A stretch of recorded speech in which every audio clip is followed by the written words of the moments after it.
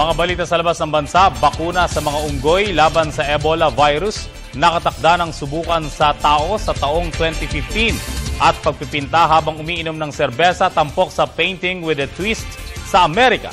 Ito ang mga globalita ni Benz Bondo. Sisimulan na sa unang bahagi ng 2015 ang human testing ng mga bakuna laban sa Ebola virus. Nakatakdang isailalim sa testing sa tao ang naturang mga bakuna matapos lumabas na epektibo ito sa mga unggoy sa Africa. Sa kabila nito, kailangang matiyak na ligtas sa mga ito bago subukan sa tao upang maiwasan ang mas malaking problema sa kalusugan. Sakaling maging maganda ang resulta, susubukan ang mga bakuna sa mga bansang apektado ng outbreak ng Ebola. Gayunpaman, hindi ito ang permanenteng solusyon sa problema sa Ebola na pinalala pa ng kakulangan sa mga doktor, pasilidad at gamot. Ayon sa World Health Organization, nasa kalahating bilyong dolyar ang kailangan upang matugunan ang mga suliraning ito. Sa kasalukuyan, pag-iingat pa rin ang pinakamabisang sandata upang maiwasan ang pagkalat ng nakamamatay na Ebola virus.